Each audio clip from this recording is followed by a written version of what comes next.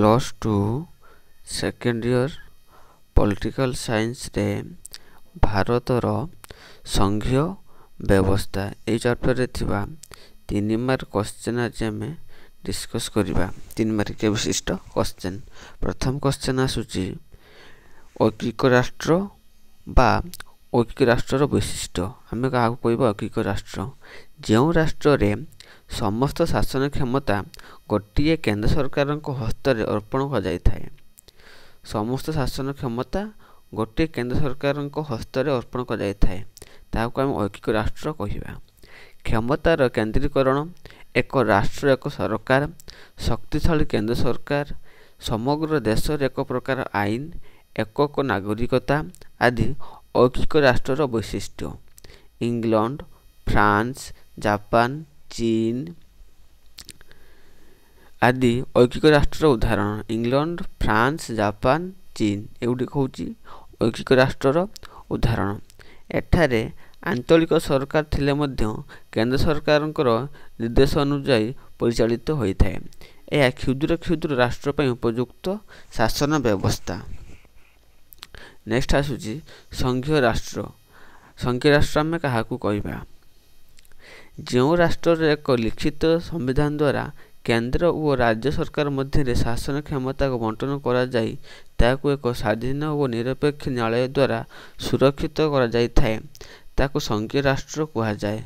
शासन क्षमतार बंटन केंद्र और राज्य सरकार बा द्वैत सरकार लिखित और अनमन्य संविधान स्वाधीन और निरपेक्ष न्यायालय द्विसदनीय व्यवस्थापिका संविधान प्राधान्य थिबा आवश्यक संविधान प्राधान्य द्वैत नागरिकत्व प्रथा संघीय राष्ट्र लक्षण अटे। यह दुई प्रकार होता है यथा केंद्राभिमुखी राष्ट्र संघ और केंद्राभिमुखी राष्ट्र संघ। संघीय व्यवस्था बृहत राष्ट्र पर उपयुक्त। ये संघीय व्यवस्था कौन ना जो राष्ट्र अधिक बड़ तो लोकसंख्या अधिक सेठारे संघीय व्यवस्था प्रचलित होता है। नेक्स्ट क्वेश्चन केंद्राभिमुखी राष्ट्र संघ। यही question T maximum time board exam रे आसे। केंद्राभिमुखी राष्ट्र संघ जेते बेले केतेक सामग्रिक उद्देश्य को दृष्टि रखी छोट छोट राज्य माने बा राष्ट्र माने सेमानकर क्षमता को केतेकांश प्रदान करी गोटे केंद्र सरकार गठन करी एक राष्ट्र संघ रे परिणत होइथांती ताकू केंद्राभिमुखी राष्ट्र संघ कहा जाए। एठारे केंद्र सरकार गठन पछरे चुक्ति व बा सहमति रही थाए। एटा कौन होता है ना केंद्र सरकार गठन पछरे कौन थाए चुक्ति बा सहमति रही थाए। एठारे गोटे राज्य सरकार गोटे राज्य सरकार अपेक्षा केंद्र सरकार अधिक शक्तिशाली रही थाए। युक्तराष्ट्र अमेरिका स्विट्जरलैंड ऑस्ट्रेलिया केंद्राभिमुखी राष्ट्र संघ उदाहरण। एठारे संविधान प्राधान्य विशेषत्व देखा मिलता है। नेक्स्ट क्वेश्चन केंद्र अपसारी राष्ट्र संघ। केंद्र अपसारी राष्ट्र संघ आम क्या कहवा जेते बेले गोटे बृहत्काय राष्ट्र शासनगत सुविधा निमंते केंद्रीभूत शासन को भांगी केते गुडी राज्य सरकार गठन करी केंद्र और राज्य मध्य संविधान मते शिक्षार बंटन करती सेतेबेले ताहाकू केंद्र अपसारी राष्ट्र संघ कहा जाए। ना कौन ना केंद्रभूत शासन को भांगी केते गुडी राज्य सरकार गठन करी केंद्र और राज्य मध्य कौन हम संविधान मत क्षमता बंटन करते कौन कहवा ना केंद्र अपसारी राष्ट्र संघ आम कहवा। सपोज सबू पावर सेंट्रल पाख न रही कौन रही राज्य राज्य मध्य बांटीज राज्य गुड़िक मध्य बांटीज सबू क्षमता केंद्र में रही न थाए राज्य मानक मध्य बांटी दि जाए आम कौन कहवा केंद्र अपसारी राष्ट्र संघ कहवा। एठारे संविधान केंद्र और राज्य सरकार मध्य ही क्षमता बंटन करथांती। क्षमतार विकेंद्रीकरण यह नीति राष्ट्र वैशिष्ट्य व भारत व कानाडा ए प्रकार राष्ट्र संघ। भारत व कानाडा कौन ना केंद्र अपसारी राष्ट्र संघ। यही प्रकार राष्ट्र संघ क्षमता केंद्रीकरण को प्राधान्य दि जाउथिबारु क्षमता अनेक उत्स सृष्टि होता है एवं अनेक व्यक्ति क्षमतार अंशधारी होइथांती। नेक्स्ट क्वेश्चन संघराष्ट्र संघराष्ट्र आमे काहाकू कहिबा जेतेबेले छोट छोट राष्ट्र सेमानक आवश्यकता को दृष्टि रखी निज सार्वभौमत्व को न हराई एकत्रित होइथांती ताके संघराष्ट्र कहिबा छोट छोट राष्ट्र आवश्यकता दृष्टि निज स्वार्थ बा निजर सार्वभौमत्व को न हराई एकत्रित होइथांती ताके हम संघराष्ट्र कहिबा संघराष्ट्र सार्वभौमत्व राष्ट्रमानक द्वारा चुक्ति द्वारा सृष्टि होइथाय अन्य अर्थ रे कहिले अंतर्जातीय चुक्ति बल रे सार्वभौम राष्ट्र माने संघराष्ट्र सदस्य होइथांती सदस्य राष्ट्र मानकर प्रतिरक्षा दृढ़ करिबा ओ अर्थनैतिक विकास करिबा संघराष्ट्रर लक्ष्य अटे सदस्य राष्ट्र मान कोन प्रतिरक्षा को सुदृढ़ करिबा अर्थनैतिक विकास संघराष्ट्र लक्ष्य अटे संघराष्ट्र सदस्य राष्ट्र जे कोनोसी समय रे बाहर जाई परिबो तेणु संघराष्ट्र सार्वभौम राष्ट्र मानकर हुगला संगठन कहा जाए वर्तमान प्रायतः संघराष्ट्र पृथ्वीर देखा जाऊ नाही केंद्र तालिका आमे काहाकू कहिबा भारत संविधान रो एक दशांश भाग एवं सप्तम अनुसूची रे केंद्र और राज्य मध्य शासन क्षमता बंटन को आमे केतोटी तालिका रे विभक्त करा जायछि एथे तालिका मध्यरु केंद्र होउची अधिक पावरफुल केंद्र तालिका रे 69 विषय रहिछि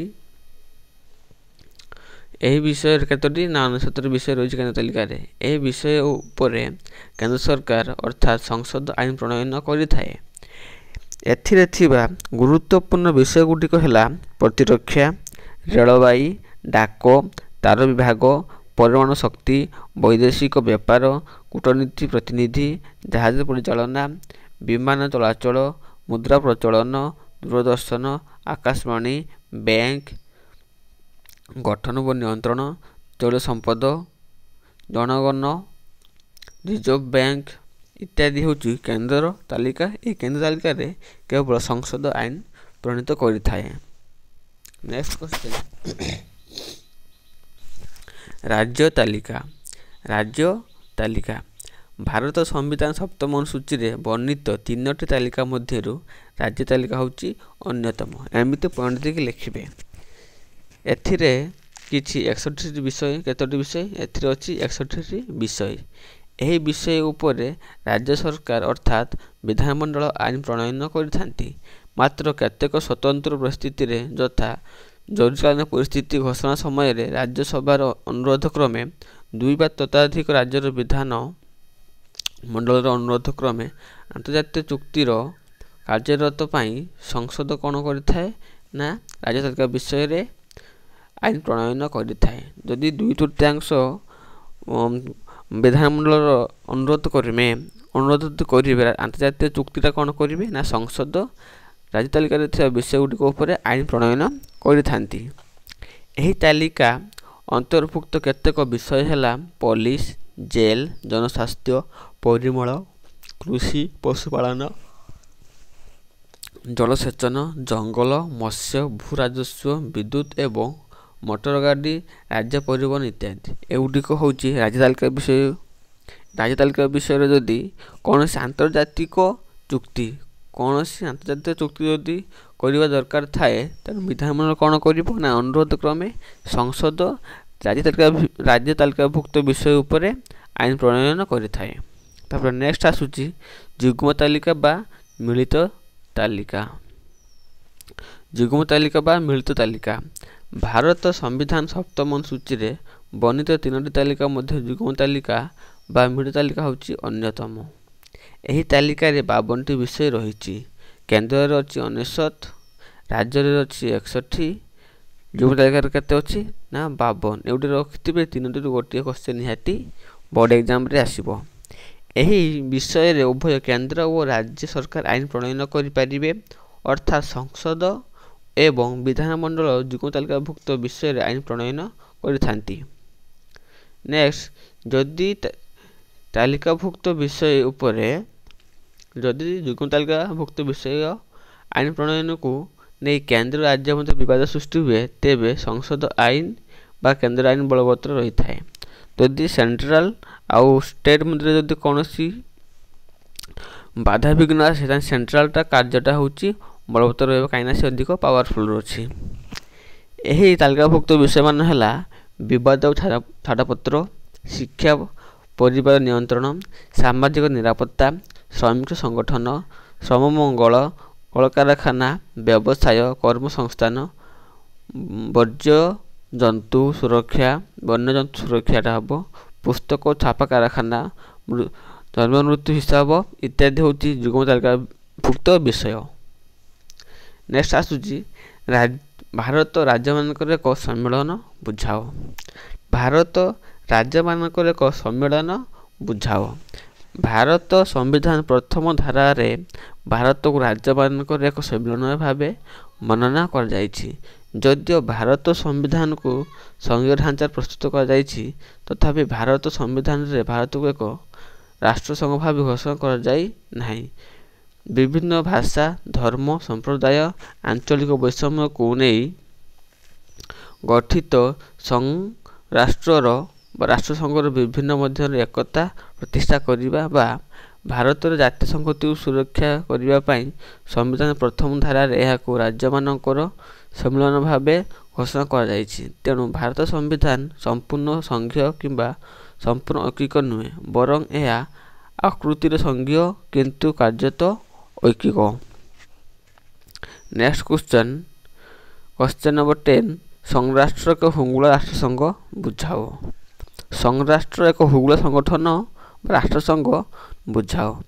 ଯେତେବେଳେ ଛୋଟ ଛୋଟ ରାଷ୍ଟ୍ର ସେମାନଙ୍କର ଆବଶ୍ୟକତାକୁ ଦୃଷ୍ଟିରେ ରଖି ଯେ ସାର୍ବଭୌମତ୍ୱକୁ ନ ହରାଇ ଏକତ୍ରିତ ହୋଇଥାନ୍ତି ତାହାକୁ ସଂରାଷ୍ଟ୍ର କହିବା। ସଂରାଷ୍ଟ୍ର ସାର୍ବଭୌମ ରାଷ୍ଟ୍ରମାନଙ୍କ ଚୁକ୍ତି ଦ୍ୱାରା ସୃଷ୍ଟି ହୋଇଥାଏ। ଅନ୍ୟ ଅର୍ଥରେ କହିଲେ ଆନ୍ତର୍ଜାତୀୟ ଚୁକ୍ତି ବଳରେ ସାର୍ବଭୌମ ରାଷ୍ଟ୍ରମାନଙ୍କ ସଂରାଷ୍ଟ୍ର ସଦସ୍ୟ ହୋଇଥାନ୍ତି। ସଦସ୍ୟ ରାଷ୍ଟ୍ରମାନଙ୍କର ପ୍ରତିରକ୍ଷାକୁ ସୁଦୃଢ଼ କରିବା ଏବଂ ଅର୍ଥନୈତିକ ବିକାଶ କରିବା ସଂରାଷ୍ଟ୍ରର ଲକ୍ଷ୍ୟ। ସଂରାଷ୍ଟ୍ରରୁ ସଦସ୍ୟ ରାଷ୍ଟ୍ର ଯେକୌଣସି ସମୟରେ ବାହାଯାଇ ପାରିବେ। ତେଣୁ ସଂରାଷ୍ଟ୍ରକୁ ସାର୍ବଭୌମ ରାଷ୍ଟ୍ରମାନଙ୍କର ହୁଗୁଳ ସଂଗଠନ କୁହାଯାଏ। ବର୍ତ୍ତମାନ ପ୍ରାୟତଃ ସଂରାଷ୍ଟ୍ର ପୃଥିବୀର ଦେଖାଯାଉନାହିଁ। ନେକ୍ସଟ ଆସୁଛି ଭାରତ ଏକ ଅର୍ଦ୍ଧସଂଘୀୟ ରାଷ୍ଟ୍ର। Most important question. ଭାରତ ଏକ ଅର୍ଦ୍ଧସଂଘୀୟ ରାଷ୍ଟ୍ର ବା ଭାରତ ଆକୃତିରେ ସଂଘୀୟ କାର୍ଯ୍ୟତଃ ଐକିକ ବୁଝାଅ। ଏଇଟା ହେଉଛି ଇମ୍ପୋର୍ଟାଣ୍ଟ କ୍ୱେଶ୍ଚନ। ଲଙ୍ଗ କ୍ୱେଶ୍ଚନ ବି ଆସିପାରେ, 3 ମାର୍କିଆ କ୍ୱେଶ୍ଚନ ବି ଆସିବା ସମ୍ଭାବନା ଅଧିକ ଅଛି। ଭାରତ ସମ୍ବିଧାନର କୌଣସି ଧାରାରେ ଭାରତ ଏକ ରାଷ୍ଟ୍ରସଂଘ ଭାବେ ଘୋଷଣା କରାଯାଇ ନାହିଁ, ବରଂ ସମ୍ବିଧାନର ପ୍ରଥମ ଧାରାରେ ଭାରତକୁ ରାଜ୍ୟମାନଙ୍କର ଏକ ସମ୍ମିଳନ ଭାବେ ଘୋଷଣା କରାଯାଇଛି। ଏହା ସତ୍ତ୍ୱେ ଭାରତ ସମ୍ବିଧାନର ଏକ ସଂଘୀୟ ରାଷ୍ଟ୍ର ସମସ୍ତ ଲକ୍ଷଣ ଯଥା କେନ୍ଦ୍ର ଓ ରାଜ୍ୟ ମଧ୍ୟରେ କ୍ଷମତା ବିଭାଜନ, ଦ୍ୱୈତ ସରକାର, ଲିଖିତ ଓ ଅନମନୀୟ ସମ୍ବିଧାନ, ସ୍ୱାଧୀନ ଓ ନିରପେକ୍ଷ ନ୍ୟାୟାଳୟ, ଦ୍ୱିସଦନୀୟ ଆଦି ଦେଖିବାକୁ ମିଳିଥାଏ। ଅନ୍ୟପକ୍ଷରେ ଏଠାରେ ମଧ୍ୟ ଗୋଟିଏ ସମ୍ବିଧାନ, ଏକକ ନାଗରିକତା, ଏକକ ନ୍ୟାୟପାଳିକା, ଜରୁରୀକାଳୀନ ପରିସ୍ଥିତି ଓ ଅନ୍ୟ କେତେକ ସ୍ୱତନ୍ତ୍ର ପରିସ୍ଥିତିରେ ରାଜ୍ୟ ତାଲିକାଭୁକ୍ତ ବିଷୟରେ ସଂସଦ ଆଇନ ପ୍ରଣୟନ କରିଥାଏ।